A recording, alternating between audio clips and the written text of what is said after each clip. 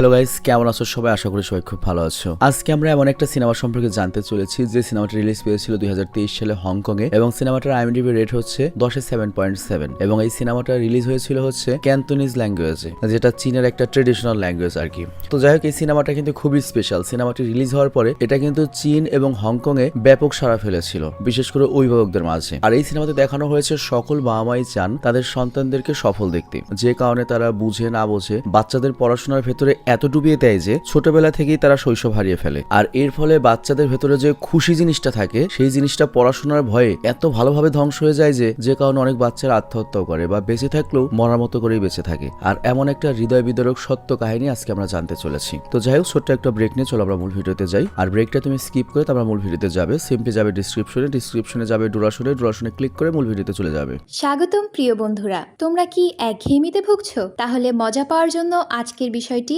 একদম উপযুক্ত তোমাদের জন্য। এখানে তোমরা বিভিন্ন খেলার ফলাফল জানতে পারবে, খেলা সরাসরি দেখতে পারবে এবং ভবিষ্যৎবাণী করার মতো মজার একটি অংশও রয়েছে, যেখানে তুমি অনুমান করতে পারো কোন দল জিতবে, কতটা ব্যবধানে ইত্যাদি। এতে রয়েছে আকর্ষণীয় পুরস্কার জয়ের সুযোগ, বিলাসবহুল গাড়ি, নামি মোবাইল ফোন, কম্পিউটার এবং আরো অনেক কিছু। এটি এমন একটি বিশ্বস্ত জায়গা যেটি PSG এর মতো আন্তর্জাতিক খেলার দলের পৃষ্ঠপোষকতা পেয়েছে, তাই এতে কোনো সন্দেহের সুযোগ নেই। নতুন কিছু খেলার সংযোজন হয়েছে, যেমন দ্রুতগতির চ্যালেঞ্জ খেলা ও মুরগির পথ চলা খেলা, যেখানে সহজেই খেলে আনন্দ নেওয়া যায়। আর হ্যাঁ, যদি তুমি আমাদের প্রচারমূলক সংকেত ব্যবহার করে নিবন্ধন করো তাহলে পেতে পারো 12,000 টাকা পর্যন্ত পুরস্কার একদম বিনামূল্যে। সঙ্গে থাকবে প্রথম জমাই অর্থের পর বিনামূল্যে ঘূর্ণনের সুযোগও। অর্থ গ্রহণ ও প্রেরণ করা যাবে খুব সহজভাবে, নগদ, বিকাশ, রকেট, ব্যাংক হিসাব সহ আরো অনেক মাধ্যমে। তাই আর দেরি না করে উপরে থাকা স্থায়ী মন্তব্যে ক্লিক করো, সেখানে নিবন্ধনের প্রক্রিয়া রয়েছে। শুধু আমাদের প্রচার সংকেতটি ব্যবহার করলেই তুমি বোনাস পেয়ে যেতে পারো। তো ব্রেক শেষে আমরা মূল ভিডিওতে আসলাম। তো কাহিনী শুরু হয় চ্যাং নামের একটা বাচ্চাকে দেখে, যে বড় হয়ে টিচার হতে চায়, কিন্তু একটা বিষয় নিয়ে সে অনেক বেশি চিন্তিত, খুব বেশি চিন্তিত। আর এরপর সে স্কুলের ছাদে এসে মনের ভেতরে সকল চিন্তাকে দূর করার জন্য অনেক জোরে জোরে চিৎকার করতে থাকে এবং এরপর সে নিজেকে অকর্মণ্য বলে বলতে থাকে, জানি না আমাকে আরো কতটা বেশি পরিশ্রম করতে হবে হংকং এর সবচেয়ে ভালো স্কুলে ভর্তি হওয়ার জন্য, তবে একসময় আমি হংকং এর ওই স্কুলের হাই স্কুলের শিক্ষক হতে চাই। আর এর মোটামুটি 15 বছরের পরের দৃশ্য আমাদেরকে দেখানো হয়, যেখানে এক স্কুলের টিচার যার নাম হচ্ছে মিস্টার চ্যাং, সে প্রতিদিনের মতো সকালে ঘুম থেকে ওঠে এবং সকল কাজ দ্রুত শেষ করে স্কুলে যাওয়ার জন্য বাসে উঠে বসে। আর সারাদিনের ক্লান্তি আর পরিশ্রমের মধ্যে সে যখন একটু আরাম করার কথা ভাবছে, তখনই তার ফোনে একটা মেসেজ আসে। আর মেসেজটি তার স্ত্রী শেরিকা করেছে। অ্যাকচুয়ালি তার স্ত্রী শেরি তালাকের কাগজে সাইন করার জন্য চ্যাংকে অনেক চাপ দিচ্ছে। এ কারণে চ্যাং এর জীবনে আলাদা একটা তুফান চলছে। এমনকি স্কুলের কয়েকজন বাচ্চারাও তার অবস্থার কথা জানতে পেরেছে। তো ওই দিন সন্ধ্যায় আমরা দেখতে পাই স্কুল পরিষ্কার করার সময় স্কুলের যে পরিচ্ছন্নতা কর্মী ছিল সে একটা বাচ্চার চিঠি দেখতে পায়। আর এটা দেখে সে অনেক ভয় এবং চিন্তায় পড়ে যায়, কারণ ওই চিঠিতে বাচ্চাটি তার নিজের অবস্থার কথা লিখেছে। তো এই ক্লিনার করে গিয়ে চিঠিটাকে একটা টিচারের হাতে দিয়ে দেয়। তো পরের দিন সকালে প্রিন্সিপালরা একটা মিটিং রাখেন এই চিঠির ব্যাপারে এবং এই চিঠি নিয়ে বিচার বিশ্লেষণ এবং আলোচনা করা হয়। সবাই অনেক চিন্তায় রয়েছে, কিন্তু প্রিন্সিপাল এটাকে গুরুত্ব দিতে নিষেধ করেন। তিনি চান না এই চিঠির ব্যাপারে বাকি বাচ্চারা জানতে পারুক এবং তারাও চিন্তিত হয়ে যাক এবং এর প্রভাব পরবর্তী যে পরীক্ষা রয়েছে সেই এন্ট্রান্স পরীক্ষার উপর পড়ুক। কিন্তু মিস্টার চ্যাং এই চিঠির ভেতরে যেতে চান, কারণ তিনি এই চিঠির পেছনে কি কাহিনী থাকতে পারে, ওই বাচ্চাটা কি সিচুয়েশন দিয়ে যাচ্ছে এটা তিনি বুঝতে পেরেছেন, মানে ওই ছেলেটার উপর কি চলছে সে এটা বুঝতে পেরেছেন। আর এই কারণে সে প্রিন্সিপালকে অনুরোধ করেন এই বিষয়টি যেন তার উপর ছেড়ে দেওয়া হয়। এবং এখানে মিস্টার চ্যাং বলে যে আমি স্কুলের যে মনোরোগ বিশেষজ্ঞ ম্যাডাম রয়েছে হেলেনা, তার সাথে মিলে ওই স্টুডেন্টকে আমি খুঁজে বের করব এবং তার সমস্যা সমাধান করার চেষ্টা করব। তো এরপর থেকে চ্যাং তার কাজে লেগে যায় আর সে ক্লাস মনিটর কাইকেও এই কাজে সাহায্য করতে বলে। তো চ্যাং এখন ক্লাস নিলেও তার মনে বারবার ওই চিঠির কথা ঘুরপাক খাচ্ছে। আর তারপর চ্যাং বাড়ি ফিরে ক্লাসের সকল বাচ্চাদের পরীক্ষার খাতার সাথে ওই চিঠির হাতের লেখা মেলানোর চেষ্টা করে, কিন্তু তার হাতে কিছুই আসে না, কারো লেখার সাথে মিলে না। কিন্তু এই চিঠিতে অনেকগুলো লেখা তার পুরনো একটা স্মৃতি মনে করিয়ে দিচ্ছিল, কারো একটা স্মৃতি। মানে এই চিঠিটা কি লিখে রয়েছে বুঝতেই পারছো। নর্মালি প্রত্যেক বাচ্চারা যারা এখন হাই স্কুলে পড়ছে বা পড়ালেখা করছে, স্পেশালি হাই স্কুল হচ্ছে সবচেয়ে কঠিন জায়গা, ওই জায়গাটাতে যারা রয়েছে তারা এটা ফিল করতে পারবে আর কি, বিশেষ করে আমাদের মতো যারা নর্মাল স্টুডেন্ট ছিল তারা আর কি। তো যাই হোক, এরপর চ্যাং করে কি নিজের রুমে গিয়ে পুরনো জিনিসপত্রগুলো বের করে, যেখানে তার হাতে একটা পুরনো ডায়েরি আসে। আর সেটি পড়া মাত্রই চ্যাং তার অতীতের মুহূর্তগুলোতে হারিয়ে যায়। সে চলে যায় সেই 15 বছর আগে, যখন সে প্রাইমারি স্কুলে পড়তো। এবং একদিন সে স্কুলের ট্যালেন্ট শোতে তার বাবা মার সাথে পৌঁছায়, যেখানে তার ছোট ভাই চুন ওই শোতে অনেক দারুণ পিয়ানো বাজাচ্ছিল। আর এটা দেখে তার বড়লোক বাবা মা হাং এবং মা হেলি অত্যন্ত গর্ববোধ করে, কারণ ছোট ছেলে চুন সত্যি অনেক মেধাবী ছিল, কারণ পড়াশোনার পাশাপাশি পাশাপাশি সে অন্যান্য বিষয়েও অসাধারণ ছিল, বিশেষ করে যদি মিউজিকের কথা বলা হয়। এবং চ্যাংও মনে মনে তার ছোট ভাইয়ের মতো হতে চাইতো, যাতে সে একদিন তার বাবা মাকে এভাবেই গর্বিত করতে পারে। তো প্রতি রাতের মতো একদিন রাতে সে মোটিভেশনাল কমিক্স পড়ছিল, বাট তখনই সে তার বাবার জোরে জোরে চিৎকারের আওয়াজ শুনতে পায় এবং সে বাইরে এসে দেখে তার বাবা তার মাকে অনেক খারাপ খারাপ কথা বলছে। শুধু তাই নয়, সে চ্যাং এর মায়ের গায়ে হাতে তুলছে। আর এর কারণটা হচ্ছে চ্যাং এর মতো একটা অপদার্থ ছেলেকে জন্ম দেওয়ার জন্য, যে ছেলের পড়াশোনায় কোনো মনোযোগ নেই, যে কোনো এক্সট্রা অ্যাক্টিভিটিস করতে পারে না, যার কোনো ভবিষ্যৎ নেই। তো এগুলো দেখে চ্যাং ভয়ে নিজের ঘরে চলে আসে আর তারপর চাদরের নিচে নিজের মুখ লুকিয়ে ফেলে। আর তখন ঘরের ভেতরে তার বাবা এসে জিজ্ঞাসা করে, তুই এত রাত পর্যন্ত জেগে আছিস? বাট চ্যাং কিছু বলার আগেই তার বাবা সেই কমিক্স বইটা খুঁজে পায়, যা দেখে সে আরো রেগে যায়। আর এই কারণে সে চ্যাংকে অনেক বেশি মারধর করেন। তো পরের দিন সকালে যতক্ষণে চ্যাং ঘুম থেকে ওঠে ততক্ষণ ওর ছোট ভাই চুন পুরোপুরি তৈরি হয়ে গিয়েছে স্কুলে যাওয়ার জন্য। আর বরাবরের মতো আজও চ্যাং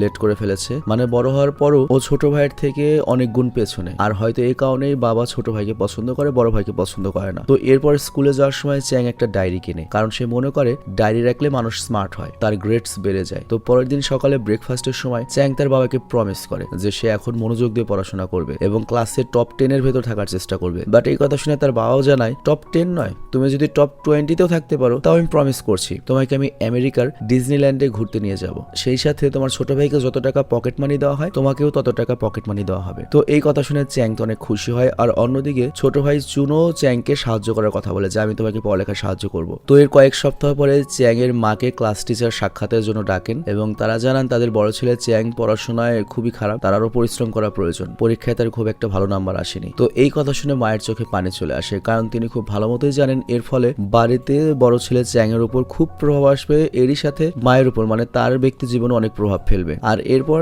মা যখন বাড়ি ফিরে তিনি দেখেন হংকং এর সবচেয়ে বড় স্কুল এইচ8 এর প্রিন্সিপাল তাদের পরিবারের সাথে দেখা করতে এসেছে। আসলে সবাই মিলে ছোট ছেলেকে অভিনন্দন জানাতে এসেছে, কারণ সে দেশের অত্যন্ত কঠিন একটা পরীক্ষা, বৃত্তি পরীক্ষায় উত্তীর্ণ হয়েছে। আর এই খুশির মুহূর্তটি উদযাপন করার জন্য বাবা করে কি ছোট ছেলেকে নিয়ে, মাকে নিয়ে আর প্রিন্সিপালের সাথে বাইরের দামি একটা রেস্টুরেন্টে ডিনার করতে যায়। আর অন্যদিকে বড় ছেলে চ্যাংকে চাকরানির সাথে ডিনারের জন্য আলাদা করে পাঠিয়ে দেওয়া হয়। আর এই সব দৃশ্য দেখে ওর খাওয়া তো ঢোকে না, উল্টো খাওয়ার চেয়ে নিজের পড়াশোনায় আরো বেশিও মনোযোগ দিচ্ছিল, যাতে কোনোভাবে নিজের বাবার কাছে সে প্রমাণ করতে পারে এবং ছোট ভাইয়ের মতো বাবা মায়ের চোখের মনি হতে পারে। তো ওই রাতে বাবা যখন চ্যাং এর স্কুলের গড়পড়তার রেজাল্ট সম্পর্কে জানতে পারেন, চ্যাং এর উপর তো বিপদ নেমে আসে। বাবা ওকে খুব মারধর করে। আর তখন মা চাইলেও তার নিজের ছেলের জন্য কিছুই করতে পারছিলেন না। তার মনে সবসময় ওই ভয়ই কাজ করতো যে বুদ্ধি কম হওয়া বা পড়াশোনায় দুর্বল হওয়ার পেছনে আসলে আমার বড় ছেলের কি দোষ রয়েছে, মানে ওর বুদ্ধির ক্যাপাসিটি কম, তাহলে ওকে ওরকম চিন্তাই করা উচিত। কিন্তু ওর বাবা এটা বুঝতো না। তো পরের দিন সকালে চ্যাং এর বাবা তখন তাকে পিয়ানো ক্লাসে দেখে এবং ওর বাবাকে দেখেই আবারও বকাঝকা করতে শুরু করে। আর তখন পিয়ানো টিচার মিস কিরা বলেন, দেখুন আপনার বড় ছেলে হয়তো আপনার ছোট ছেলের মতো অত ভালো পিয়ানো বাজাতে পারে না, হয়তো অত ভালো ও ব্রিলিয়ান্ট স্টুডেন্ট না, বা তার অর্থ এই না যে ও জীবনে কিছুই করতে পারবে না। ঈশ্বর সকল বাচ্চাদেরকে অদ্ভুত রকমের ট্যালেন্ট দিয়েছেন। আমি বিশ্বাস করি চ্যাং ওর সময়ের সাথে সাথে ওর ভেতরে যে প্রতিভা রয়েছে সেটাকে আলাদা পর্যায়ে নিয়ে যাবে। এটা আমরা হয়তো কল্পনা করতে পারছি না যে ওর ভেতরে কি রয়েছে, সেটা ভবিষ্যতে হয়তো বেরিয়ে আসবে। সিরিয়াসলি চিন্তা করো, আমি যখন হাই স্কুলে পড়েছি তখন কি করছি, আর এখন লাস্টের বয়সে এসে মানে যে কোনো কিছু হতে পারে, তুমি যেটা কল্পনা করো না সেটা নিয়ে হতে পারে। আমি জন্মের পর থেকে চিন্তা করছি আমি ইউরোপ যাবো, অথচ আমাকে এই সেক্টরে প্রতিষ্ঠিত করে দিচ্ছে আল্লাহ। তো যাই হোক, এখানে ম্যাডাম করে কি বড় ভাই চ্যাংকে অনেক সাপোর্ট করে এবং সে সবসময় তাকে ভালোবাসে এবং ধৈর্য নিয়ে শেখানোর চেষ্টা করে। আর ওই ম্যাডামকে দেখে চ্যাং আরো উৎসাহিত হয় এবং ভবিষ্যতে তারই মতো একটা ভালো টিচার হওয়ার ইচ্ছা প্রকাশ করে। আর তারপর আবারও কাহিনী 15 বছর পরে বর্তমানে চলে আসে। আর এখানে আমরা দেখতে পাই ওই মনোরোগ বিশেষজ্ঞ টিচার হেলেনা এবং টিচার চ্যাং মিলে বেতুনি নামের একটা স্টুডেন্টের খোঁজ করছে। আর তারা এই মেয়েকেই সন্দেহ করছে যে হতে পারে ওই মেয়েটাই ওই চিঠিটা লিখেছিল, ডিপ্রেশনের চিঠি। তো চ্যাং আর হেলেনা খুব ভালো মতো বুঝতে পারছে বেতুনির ভেতরে আসলে কি চলছে। তো এই জন্য ওকে কোনো প্রশ্ন না করে সোজা পাহাড়ে নিয়ে আসে আর তারপর ওকে জোরে চিৎকার করে সকল রাগ ঝেড়ে ফেলতে বলে। তো প্রথম দিকে ও তো লজ্জা পায়, কিন্তু পরে যখন টিচার চ্যাং আর হেলেনা কেমন করতে দেখে, ও মনের কষ্ট বের করার জন্য পাহাড়ে জোরে জোরে চিৎকার করতে থাকে। আর তারপর শান্ত হয়ে যায় এবং এরপর সন্ধ্যা যখন তারা বেতনকে বাড়ি নামিয়ে দেয়, তখন বেতনে যাওয়ার আগে টিচারদের ধন্যবাদ জানায় এবং বলে আমি নিজেকে অনেক ভাগ্যবতী মনে করছি, কারণ আমি আপনাদের মতো টিচার পেয়েছি যারা দুঃখের সময় আমার জীবনে কিছু করে দেখানোর উৎসাহ দিয়েছে। তো এরপর চ্যাং করে কি নিজের বাসায় ফেরত আসে, তবে আসছে অনেক ক্লান্ত হয়ে পড়েছে। তবে তারপরও সে সোফায় বসে নিজের বিয়ের ভিডিওটা দেখে এবং তার স্ত্রী সেরিকে মনে করছে। তো তারা মনে করে বিয়ের প্রথমে তারা দুজন কত সুখে ছিল। আর এরপর একদিন যখন সে জানতে পারে যে তার স্ত্রী প্রেগনেন্ট, তখন তো প্রথমে তারা খুশি হয়েছিল, কিন্তু কয়েকদিন পরেই চ্যাং এর মনে হয় যে সে পরিবার শুরু করার জন্য এখনো প্রস্তুত নয়। তো এই কথা শুনে তার ওয়াইফ চেরি অনেক কষ্ট পায় এবং বাধ্য হয়ে তার বাচ্চা অ্যাবর্শন করতে হয়। আর তারপর থেকেই তাদের মধ্যে ঝামেলার তৈরি হয় এবং সমস্যা এখন এত বেশি যে তাদের তালাক নিতে হচ্ছে। আর এরপর হঠাৎ করেই চ্যাং কোন একটা কিছু চিন্তা করে এবং সে তার ডায়েরিতে স্কুলের ওই বাচ্চাটার চিঠির কথা মনে করে, যেটা তার শৈশবের গল্পের সাথে অনেকটা মিলে গিয়েছে। তো এখান থেকে গল্পটা আবার অতীতে চলে যায়। তো 15 বছরের অতীতে গিয়ে আমরা জানতে পারি যে চ্যাং এর যে প্রিয় কমিক্স লেখক ছিল তার মৃত্যু হয়েছে, যা আবার আত্মহত্যা। তো এই খবর তাকে মানসিকভাবে আরো ভেঙে দেয় এবং পরীক্ষার সময় স্কুলে অসুস্থ হয়ে পড়ে। আর প্রিন্সিপাল তখন তার মাকে ডাকেন এবং তাকে বাড়িতে নিয়ে যেতে বলেন। তো রাস্তায় চ্যাং তার মাকে বলে, আমি অনেকদিন ধরে চিন্তিত মা, আমার রাতে ঘুম আসে না, আমাকে কি কোনো মনোরোগ বিশেষজ্ঞের কাছে নিয়ে যাবে? তোর মা এসব কথায় গুরুত্ব দেয় না এবং বলে, তুমি হয়তো ওইসব কমিক্স পড়া বাদ দাও, মানে সরাসরি নিষেধ করে দেয়। তবে প্রতি রাতের মধ্যে আজ রাতে ওর ঘুম আসছে না, এদিক সেদিক করছে। আর এরপর আবারও করে প্রিয় কমিক্স বই নিয়েও পড়তে শুরু করে, যাতে ও বুঝতে পারে যে এই লেখার মধ্যে কোনো একটা জায়গায় তার লেখককে ডিপ্রেসড দেখা গিয়েছে কিনা, বা লেখক কেন এরকম একটা আত্মহত্যার পদক্ষেপ নিয়েছে। এমন তো নয় যে তিনি জীবনে যেটা হতে চেয়েছিলেন সেটা হতে পারেননি, এজন্য আত্মহত্যা করেছেন। তো পরের দিন স্কুল থেকে বাড়িতে আসার পরে চ্যাং এর কাছ থেকে তার সকল খেলনা এমনকি কমিক বইও নিয়ে যাওয়া হয়। আর সবচেয়ে কষ্টজনক ব্যাপার হচ্ছে তার যে পিয়ানো টিচার ছিল ওই কিরাকে বাদ দিয়ে একটা কঠোর পুরুষ টিচারকে নিয়োগ দেওয়া হয়, যে কিনা ওর বাবার মতোই কঠোর ছিল, যার কারণে ছোট চ্যাং ওই পিয়ানোর উপর আঙ্গুল রাখতেও কাঁপছিল। মানে একটু ভুলে যদি বড় ভুল হয়ে যায় ছাড়তো মারবে। মানে ওর চোখে দিয়ে পানি পড়া শেষই হচ্ছে না। মানে পরিস্থিতি ওর এমন হয়ে যায় যে ওর বেঁচে থাকতে ইচ্ছে করছে না। আর তারপর কাহিনী আবারও বর্তমানে চলে আসে, যেখানে পুরনো ডায়েরি পড়তে পড়তে মিস্টার চ্যাং এর কাছে খবর আসে তার বাবা হসপিটালে ভর্তি। তো এটা দেখে চ্যাং করে কি সবকিছু রেখে তার বাবাকে দেখতে যান। তবে কেন জানি সেখানে সে বেশিক্ষণ থাকেন না এবং কিছু না বলে দ্রুত বেরিয়ে গাড়িতে উঠে পড়েন। আর তখনই সে তার ফোনে একটা হৃদয় বিদারক খবর দেখতে পায়, মানে কোনো একটা স্টোর রুম পুড়ে গিয়েছে, যেটা তার ছোটবেলার কথা মনে করিয়ে দেয়। অ্যাকচুয়ালি এক রাতে চ্যাং তার ছোট ভাই চুনকে পড়ায় সাহায্য করতে বলেছিল, আর এর বদলে সে প্রস্তাব রেখেছিল তোকে একটা সিক্রেট জায়গায় আমি খেলতে নিয়ে যাব। তো এই কথা শুনে ছোট ভাই রাজি হয়ে যায়। আর পড়া শেষ করে দুই ভাই সবার আগে যায় হচ্ছে প্লে স্টোরে। তো এখানে ছোট ভাই করে কি তার পকেট মানি থেকে কিছু খেলনা কেনে, আর তারপর দৌড় লাভ দিতে দিতে চ্যাং ওকে একটা বিল্ডিং এর ছাদে নিয়ে যায়। আর তারপর চ্যাং চুনকে তার মনের চিন্তা দূর করার জন্য জোরে জোরে চিৎকার করতে বলে। আর এই দিনটাই মূলত দুই ভাইয়ের জন্য জীবনের সবচেয়ে সেরা দিন ছিল, মানে যেখানে ছোট ভাই তার বড় ভাইয়ের সাথে অনেক মজা করেছিল, কিন্তু বিল্ডিং এর যে ওয়াচম্যান তাকে দেখে ফেলে। আর এরপর তাদের মাকে খবর দেন, যে কারণে ছোট ভাইকে তো নয় বরং বড় ভাইকে মায়ের হাতে অনেক মার খেতে হয়। এবং এরই সাথে শাস্তি স্বরূপ ছুটির সময় পরিবারের সাথে যে ট্রিপে যাওয়ার কথা ছিল ডিজনিল্যান্ড, সেটা বাদ হয়ে যায়। এমনকি এখানে মা চ্যাংকে বলে, তোর এমন কাজের জন্য আমার বিবাহিত জীবনেও প্রভাব পড়ছে, তোর জন্য কি আমার সংসার ভাঙবে? মানে সকল দোষ সেই বড় ছেলে বেচারা চ্যাং এর উপর দিয়ে দেয়। এবং এখানে রাগের মাথায় মা তো বেচারাকে বলে দেয় এবার যদি ভালো ফলাফল না করতে পারে তাহলে সে ওকে ছেলে বলে পরিচয় দেবে না। তো বুঝতেই পারছো বেচারা চ্যাং এর মনের অবস্থাটা আজকে কি ছিল। মানে বাবার সাথে সাথে আজকে শেষ ভরসা মাও তাকে মেনে নেবে না। তো এই সব কষ্ট সে কোনোভাবে ভুলতে পারছে না। আর এই বয়সে এই বাচ্চাটার উপরে এত ঘৃণা, কারণ সে ভালো মতো পড়ালেখা করতে পারে না, সে ভালো মতো পিয়ানো বাজাতে পারে না। এটা সমাজে তার বাবা মার জন্য অনেক লজ্জার ব্যাপার। তো এরপর চ্যাং করে কি রাগে দুঃখে বাবার কাছে গিয়ে একটা ঝাড়ু তার হাতে দেয় এবং বলে আমাকে মারো। কিন্তু বাবা থেকে বলে, আমি তো তোমাকে ছেলে বলে মনেই করি না, আর তোমার উপর আমার কোনো অধিকারও নেই। তো এই কথা শোনার পরে চ্যাং পুরোপুরি ভেঙে পড়ে এবং সে তার ঘুমন্ত ভাইকে ধরে অনেক কান্না করে লাস্টবারের মতো। আর তারপর সেই কষ্টের কথা একটা চিঠিতে লিখে সে লিখেছিল সে কোনো জিনিসের যোগ্য নয়, এই পৃথিবীর সবচেয়ে অপদার্থ লোক, সে জীবনে কিছুই করতে পারবে না। সে মারা যাওয়ার পরে হয়তো সবাই তাকে তাড়াতাড়ি খুব ভুলে যাবে। আর এরপর এই আফসোসের সাথে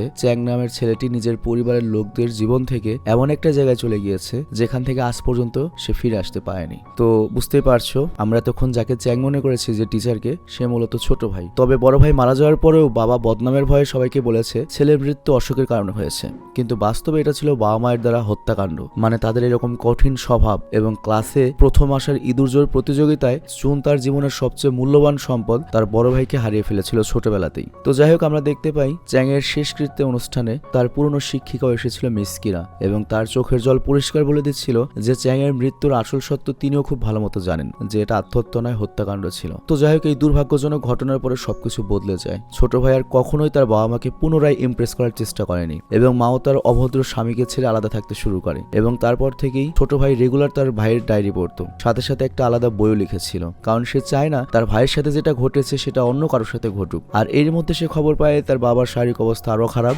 এবং সে দৌড়ে তার বাবার সঙ্গে দেখা করতে যায়, যেখানে দীর্ঘ সময়ের পরে তাদের একে অপরের সাথে কথা হয় এবং তার বাবা আজকে তার কৃতকর্মের জন্য আফসোস করেন, কারণ বিছানায় শুয়ে আজকে তার বড় ছেলের কথাই মনে পড়ছে, কারণ রক্ত গরম সারা জীবন একরকম থাকে না, সিরিয়াসলি আমারও থাকবেন এক সময়। তো যাই হোক মনে মনে তিনিও জানেন যে তার ছেলে মৃত্যুর জন্য তিনি দায়ী। তো এখন তিনি সবার কাছে ক্ষমা চান, বাট এখানে ছোট ভাই বলে তুমি কার কাছে ক্ষমা চাইবে, ও তো নেই, তোমার ক্ষমা চাওয়ার তার কোনো সুযোগ নেই। তো যাই হোক ওর বাবার এইসব দৃশ্য দেখে ছোট ভাই চুন নিজেও তার পরিবার শুরু করতে ভয় পাচ্ছিল যে সে কি একটা ভালো বাবা হতে পারবে, নাকি সেও তার বাচ্চাকে ওইরকম স্কুলের প্রতিযোগিতার ইঁদুর দৌড়ের খেলায় ওর জীবনে নিঃশেষ করে দেবে। আর এখানে একটা বিষয় উল্লেখ্য, ছোট ভাই চুনের যে স্ত্রী সেরিও, সে কিন্তু চুনের জীবনের এইসব ঘটনা জানতো না যে কেন চুন একটা বাচ্চা নিতে ভয় পায়। তো আজকে চুন করে কি সেরির সাথে দেখা করে এবং ওর ভাইয়ের ডায়েরিটা দেয়। আর ডায়েরি পড়ার পরে সেরি বুঝতে পারে যে চুনকে সে কতটা ভুল ভেবেছিল, আর এ কারণে সে চুনের কাছে ক্ষমা চায়। আর এরপর আমরা দেখতে পাই বছরের শেষ দিন, মানে বাচ্চারা যখন স্কুল ছেড়ে চলে যাবে, শেষ দিনে চুন তার জীবনের সাথে ঘটে যাওয়া তার ভাইয়ের গল্প জানায় এবং সে বাচ্চাদের সবাইকে বলে জীবনকে খেলার মতো এনজয় করো,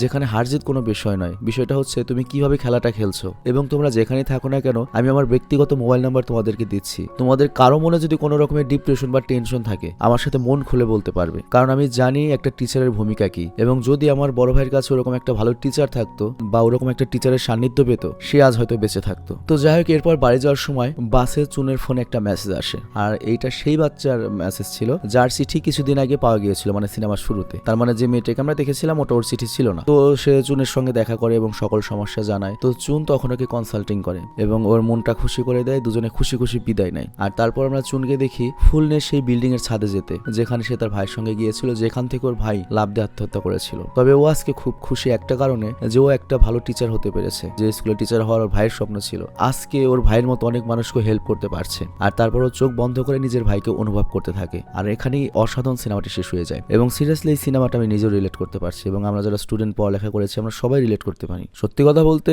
প্যারেন্টিং এর তো অবশ্যই দরকার আছে, একেবারে ছেড়ে দিলে তো সম্ভব না, ভালো হওয়া সম্ভব না। তবে তারপরেও একটা লিমিট আছে। তবে আমি একটা ভালো ফ্যামিলি পেয়েছিলাম, আমার ফ্যামিলি আমাকে যথেষ্ট বুঝতো, তারা আমাকে শাসন করেছে কিন্তু শাসনের পাশাপাশি সেরা সাপোর্টটাও দিয়েছে, যার জন্য আমি তৈরি হতে পেরেছি। এবং আমার মনে আছে আমি এত খারাপ ছিলাম, আমি টেস্ট পরীক্ষা এসএসসির আগে টেস্ট পরীক্ষার যে তোমার অ্যাডমিট কার্ড ছিল সেটা পর্যন্ত পুড়িয়ে দিয়েছিলাম। তারপরেও আমার বাবা মা মারুক যাই করুক, মানে আমার মতো একটা সন্তানকে তারা মানুষ করতে পেরেছে, এটা আমার বাবা মায়ের বিশাল ক্রেডিট। তো যাই হোক, আমি এই সিনেমা নিয়ে বাড়তি কোনো জ্ঞান দেবো না, কিন্তু আমি বুঝতে পারছি তোমরা নিজেরা এটা রিলেট করতে পারছো। আরেকটা ব্যাপার হলো লাইফের যে সিচুয়েশনে থাকো না কেন, কোনো কিছু নিয়ে হতাশ হও না। আমি একটা ছোট্ট এক্সাম্পল দিই, পড়ালেখা সবার যে সমান হবে, সবাই যে পড়ালেখা দিয়ে সফল হবে, সবাই যে বিদেশ গিয়ে সফল হবে, সবাই যে ইউটিউবিং করে সফল হবে, সবাই যে ম্যাজিস্ট্রেট হবে, ব্যাপারটা এরকম না। স্বপ্ন তো সবার একই থাকে। ছোটবেলায় আমাদের যখন জিজ্ঞেস করা হতো তোমার স্বপ্ন কি, আমরা সবাই কমনলি বলতাম ওই সময় আর কি পাইলট হবো। এরপর যখন আরেকটু বড় হলাম, তারপর স্বপ্ন ছিল আর্মি হবো। অতখানি লম্বাই হয় নাই, তখন খুব আফসোস লাগছে, খুব দুঃখ লাগছে। কিন্তু আজকে মনে হয় আর্মি হইলে আজকের মতো এত প্রতিষ্ঠিত হতে পারতাম না, কারণ আর্মির হাইট থাকলে তো আর্মিতে চাকরি করতে হতো। আর্মির হাইট হয়নি দেখেই তো আমি ইউটিউবিং করতে পারছি বা এটা হতে পারছি। তারপর যাই হোক, এরপর যখন আমি